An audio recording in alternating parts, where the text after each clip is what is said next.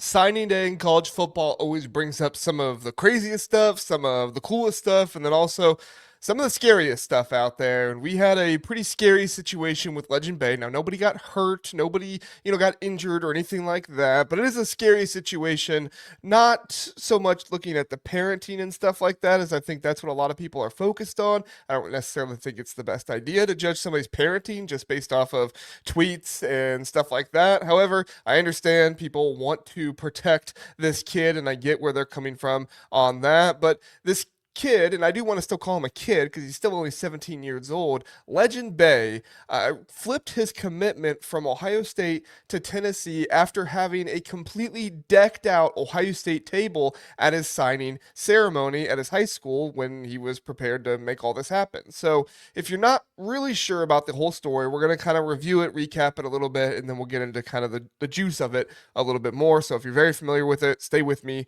We'll get into the juice and kind of what we think is going to happen at the end of this. So before we do that, though, please do like, subscribe here at the Big Ten Huddle. We cover everything in the Big Ten, every single team. We do live streams on Sunday and Tuesday night. Big Jeff has his episode on Thursday nights, premieres at 9 o'clock. We go live 9 o'clock Eastern time that night on Sunday and Tuesday nights. Join me and Zach there. It's always a great time. And then, of course, videos like this, rumors, news, analysis, stuff like that. You're going to get that as well. So please like, subscribe, help us out.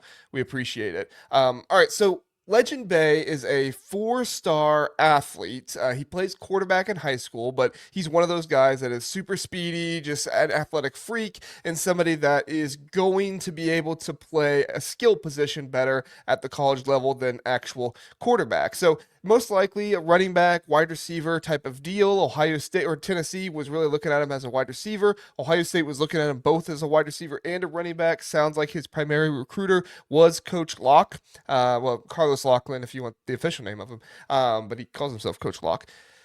He was the official recruiter, which leads me to believe he'd be more of a running back at Ohio State, but it might not happen for him going to Ohio State despite committing to Tennessee in June of 2025, flipping his commitment to Ohio State in early November. I think it was November 10th, 9th, something like that, flipping to Ohio State. And then less than a month later, on December 3rd, flipping back to Tennessee on signing day, despite having everything decked out with Ohio State, completely intending on going there, telling people he was going there, and taking pictures with his table and everything else, wanting to go there. So Legend Bay comes from Texas. He's been recruited heavily by Tennessee. He's recruited by Texas A&M, Duke, some other schools like that as well. But he went to Tennessee. Obviously, they have a very favorable system for some of these speedy wide receivers. It would be a great fit for him if he decides to go there. On signing day, he arrived at school in full Ohio State gear. And I know what you're saying. Like sometimes these recruits like to fake people out and stuff like that.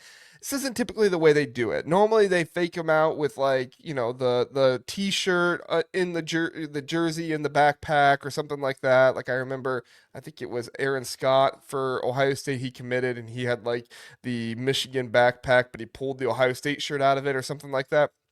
So they like to kind of do this stuff, but this isn't typically the way they do it. All leading up to this, Legend Bay was very much so Ohio State, Ohio State. I want to go to Ohio State.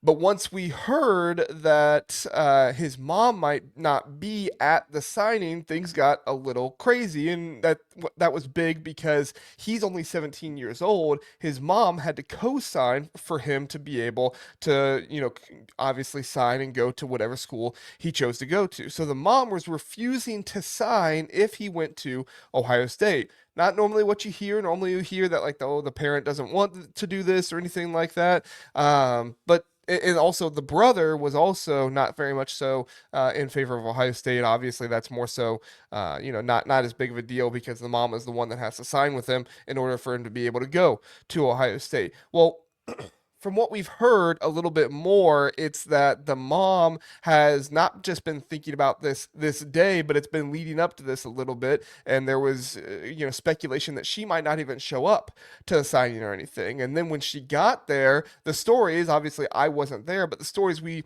have gotten is that the coaches actually had to, intervene between Bay and his mother because the argument got so heated with him wanting to go to Ohio State, but his mom wanting to go to Tennessee. Now, this, parent and recruit disagreements are not completely unfounded. Like these things happen, but typically not at this level, especially with a kid that is so dead set on wanting to go to a certain school. Typically, when the parents want something, they might, do a hat choosing ceremony, something like that, or like they'll be a little bit softer with wanting to do that. Even after hearing about Brian Hartline going to South Florida to being the coach there and no longer being the offensive coordinator and the wide receiver coach at Ohio State, he was still saying, yeah, I'm locked in with Ohio State. I want to go to Ohio State.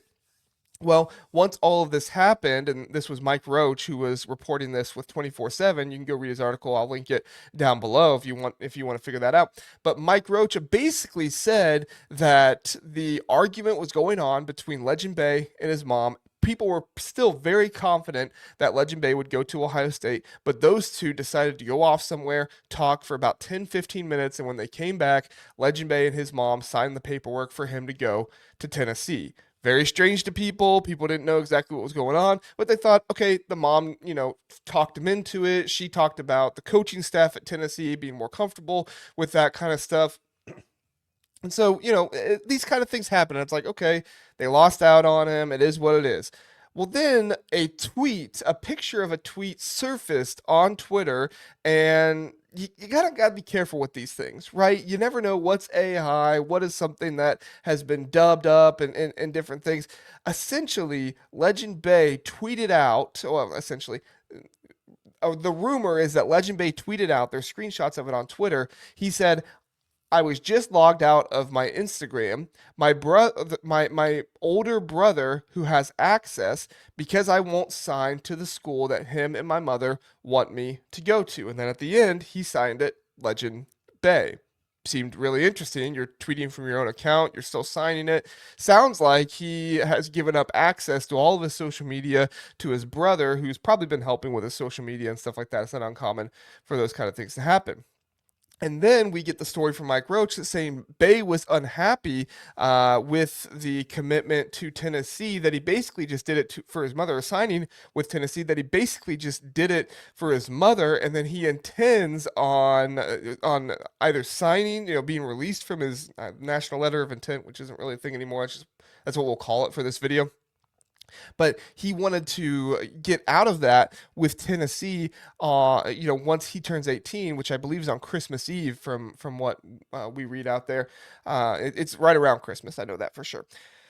But the thought process was that Tennessee would release him from his national letter of intent, so that way he could then go sign with Ohio State. Now, there's a lot of questions out there about like, well, why would he even sign? And you know, there's different speculations and thoughts about why this would happen. Number one, the thought process of, well, he just signed so that way he could be in a school, get released from his national letter of intent, and still go to Ohio State and be in the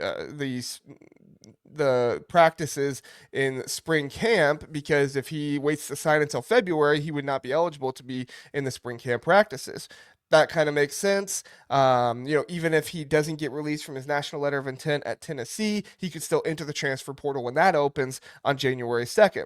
The other speculation out there, and I think this one does have some credibility because of the school, the other speculation out there is that Tennessee had, with Legend Bay committed there, it's not uncommon for schools to pay players once they are committed. They pay for their commitment. I mean, all kinds of sketchy stuff goes on, guys. All right, I don't want to, release the entire sketchy stuff of what goes on behind the scenes, but I mean, at this point, players are being paid to wear certain team apparel from not just the schools. I mean, I don't think the schools are paying for that, but sometimes the recruiting sites are paying them. I knew a recruit that was paid, I'm not going to say who it was, but was paid by a recruiting site to take down all the pictures from a certain school off of his Instagram, so that way there would be more drama and they could write about it from their site, because it actually makes them more money to have something like that happen than they write about it, rather than them just continue to write about the kid and speculate, oh, is he going to go? Is he going to go?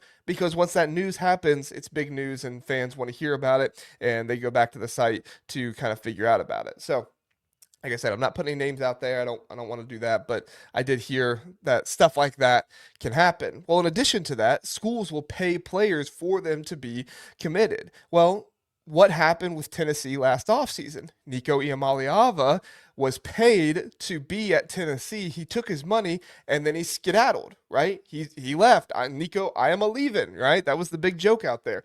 He left with the money that he was paid, and Tennessee wasn't happy about it. Number one, Tennessee didn't want him to leave because they didn't have a quarterback. They eventually went out and got Joey Aguilar, and that's worked out fine for them this season. And some Tennessee fans like him better than they like Nico Iamaleava.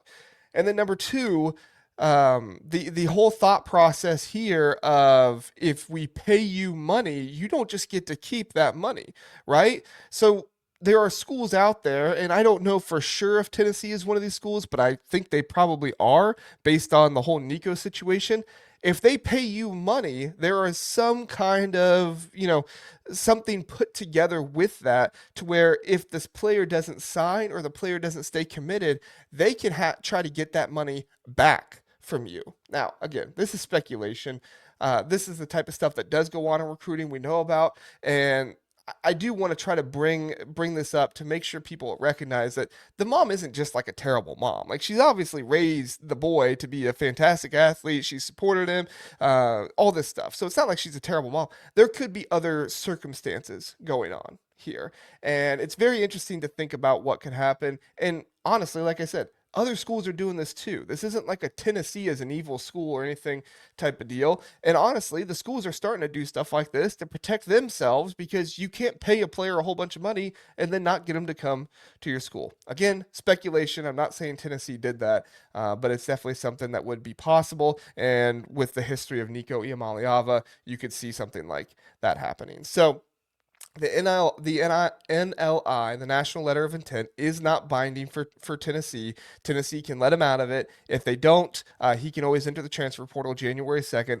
We'll see what happens here. I've heard some people say that Legend Bay was not happy with, wanting to be a running back at Ohio State or being in that room. He wanted to be a wide receiver. Other people are saying that Legend Bay was really upset with the Brian Hartline leaving Ohio State. At this point, nobody really even knows what's going on, because even if somebody is texting Legend Bay and saying something, this, that, and the other, it could be his brother. It could be somebody else speaking for him. And even if they speak to him in person, he could be just trying to get his family out of a bad financial situation if they accepted too much money from a certain school and they're not able to pay that back. So all of this to say, I'm not trying to, come at Legend Bay or his mom or anything like that. All of that to say, recruiting in college football is absolutely broken. It is absolutely broken. It's at a terrible place right now, and it's so unfun to follow at this point because students are not making the decision based on where they want to go to school,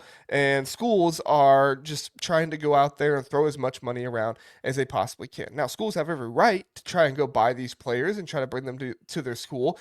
They can do that, certainly. But when it gets to this point where paying money back and this, that, and the other, if that happened, it's a really crazy thing, and it's not what we grew up knowing about recruiting. I hardly ever complain about this stuff because I don't think it really does all that much, but I do want to put this video out here kind of recapping this whole situation and just let people know that not everything you always see online is like completely what it is. Sometimes there's more behind the scenes as well. So we'll obviously see what happens with Legend Bay. I think he's probably going to end up going to Ohio State, even if the whole running back, wide receiver thing didn't happen. It sounds like he loved Ohio State. It wasn't just, that he was going to play a certain position there, anything like that. So I think he probably ends up at Ohio State, either, being released from the National Letter of Intent or entering the transfer portal. Julian Sayin did that in the transfer portal window when Nick Saban retired there from Alabama. So it could definitely happen again. We'll see. Let me know your thoughts in the comment section below. Could you see something like this happening financially